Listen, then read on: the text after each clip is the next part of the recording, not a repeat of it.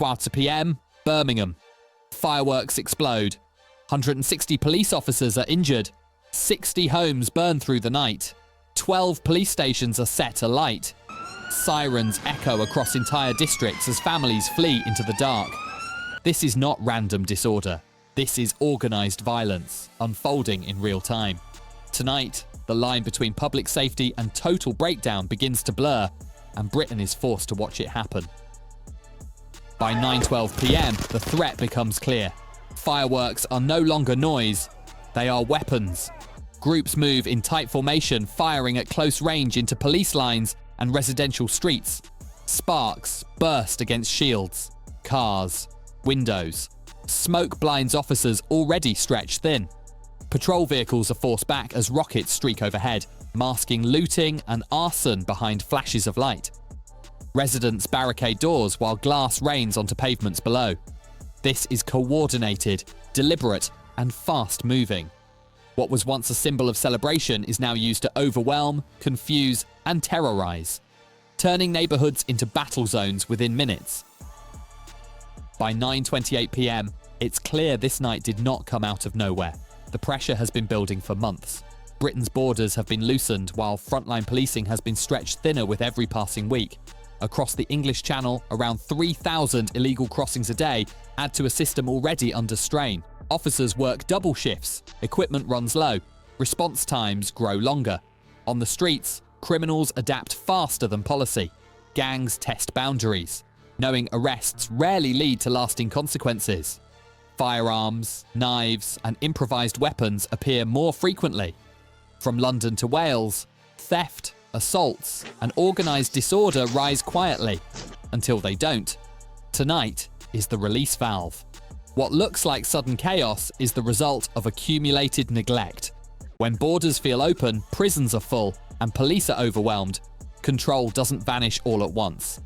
It erodes, until one night, it finally gives way. At 9:45 p.m, the line is crossed. The targets shift from streets and homes to the very symbols of authority.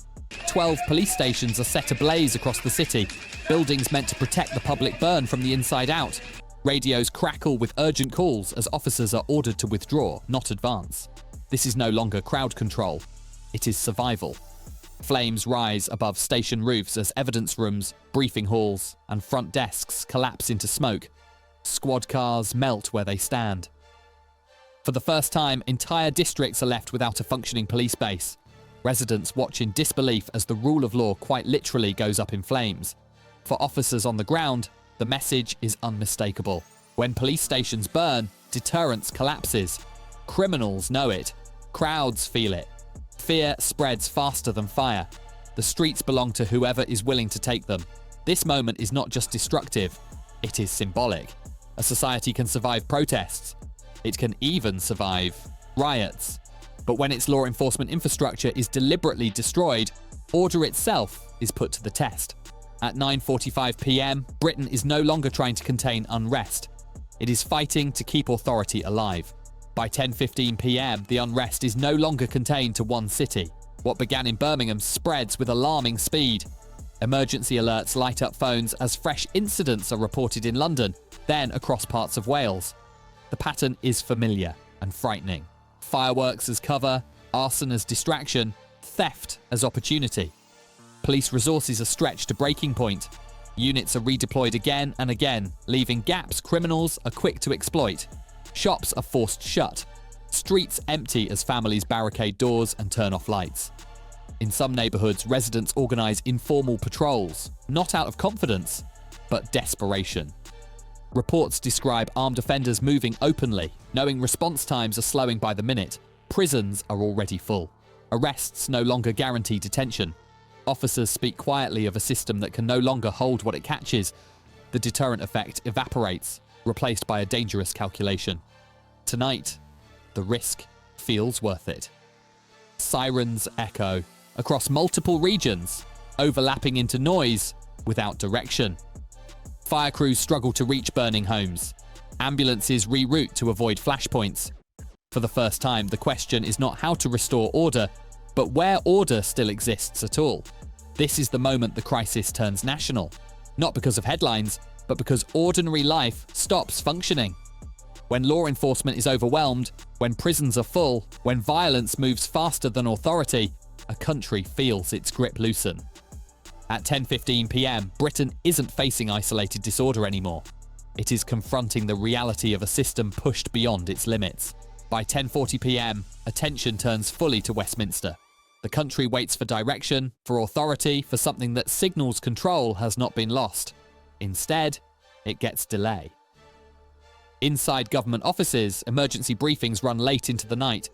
Screens show live feeds of burning streets, injured officers, and shuttered neighbourhoods.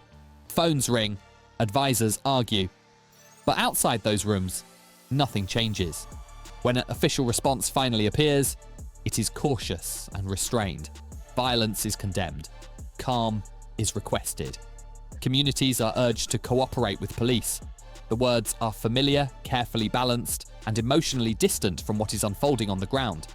There is no acknowledgement of the scale of the injuries, no explanation for why police stations were left vulnerable, no clear plan for restoring order before dawn. On the streets, officers feel the gap immediately. Requests for reinforcement are delayed. Mutual aid is discussed, then postponed. Prison capacity is raised as a concern, but no solution follows. Arrests continue, yet many suspects are released within hours due to lack of space. The message received by criminals is unmistakable. Enforcement exists, but consequences do not. For the public, the contrast is stark. While neighbourhoods burn and families lock themselves inside, leadership appears distant and procedural. Commentators struggle to defend the pace of response. Former officers warn that hesitation at moments like this carries long-term consequences. Authority, once questioned, is difficult to reassert. By late evening, the sense of paralysis deepens. The government insists the situation is being monitored. Police insist they are doing everything possible. Both statements can be true and still insufficient.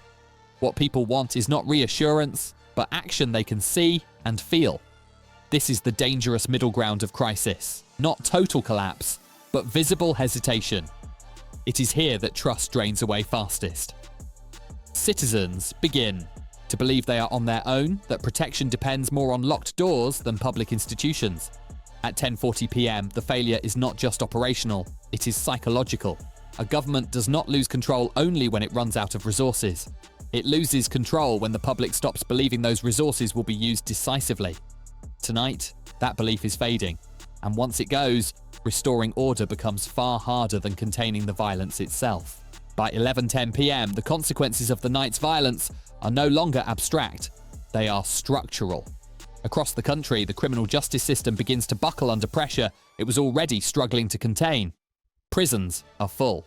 Cells meant for one now hold two. Some facilities are operating beyond safe capacity, forcing authorities into impossible choices.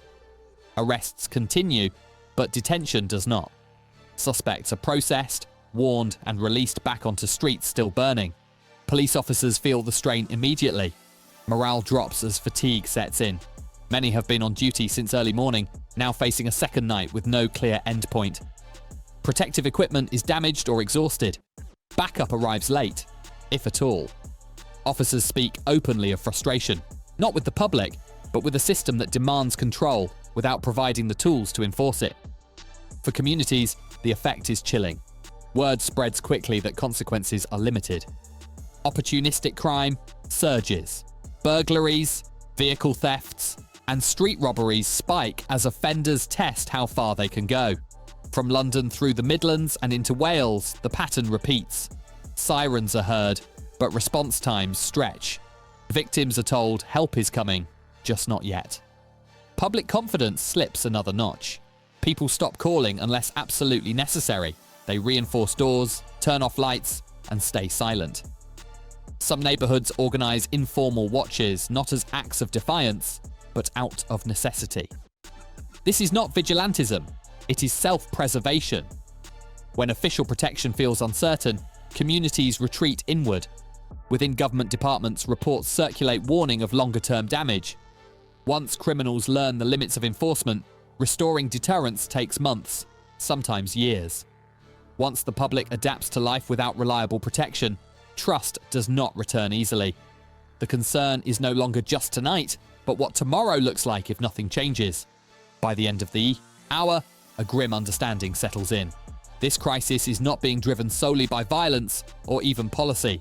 It is driven by saturation, borders under strain, police overstretched, prisons overflowing, courts backlogged. Each weakness feeds the next. At 11:10 p.m, Britain is not facing a single failure, but a chain reaction. The system is still functioning, but only just. And everyone watching understands the danger of that phrase, because systems that operate at the edge do not collapse with warning. They collapse suddenly when one more demand is placed upon them. Tonight, that demand may already have arrived. By 11:45 p.m, the noise begins to fade, but the consequences do not. Smoke hangs over streets now eerily quiet. Burned homes stand dark. Damaged police stations are cordoned off. Symbols of a night the country will not forget. For many watching from their living rooms, the immediate danger feels over, but something deeper has shifted. This was never just about fireworks, gangs, or one city losing control. It was about a system stretched so thin that it finally tore. Border policies that promised compassion without capacity. Law enforcement asked to police without numbers, prisons, or deterrence. Communities told to remain calm while their streets burned. The events of tonight did not appear suddenly. They were the result of warnings ignored and limits denied. In the aftermath, questions replaced sirens. How does a country restore order when authority has been publicly challenged and visibly damaged? How do police rebuild confidence when stations themselves were targets? How does government regain trust when its response felt hesitant at the moment decisiveness mattered most? These are not questions for tomorrow. They begin now. Yet amid the wreckage, something else remains visible. Residents help neighbours board up shattered windows. Volunteers deliver food to displaced families. Officers, exhausted and injured, return to duty anyway.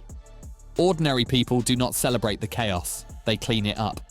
That quiet resilience stands in sharp contrast to the failures that allowed the night to unfold. The danger going forward is denial, calling this an isolated incident, treating it as a temporary flare rather than a warning. Because when a society dismisses its own breaking points, it guarantees they will return, stronger, angrier, and harder to contain. At 11:45 p.m, Britain stands at a crossroads.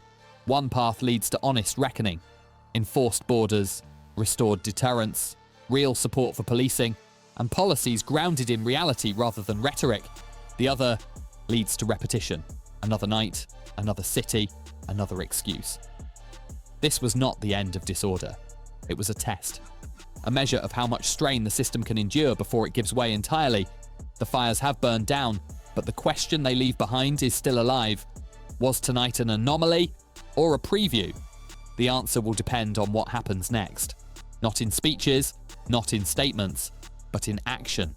Because once the public sees the limits of authority, it does not forget. And a nation that ignores its warnings learns them again at a far higher cost.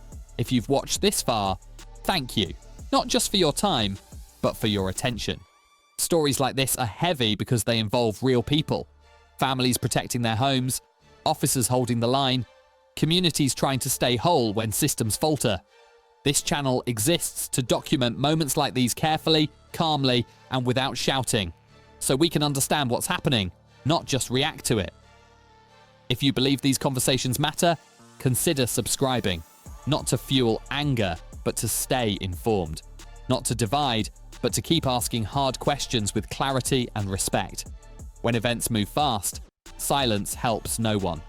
Staying connected helps us follow developments, examine decisions, and highlight the human side that often gets lost.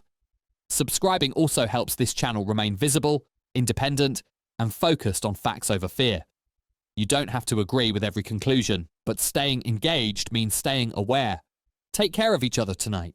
And if you value calm, thoughtful coverage of moments that shape our future, subscribe and stay with us.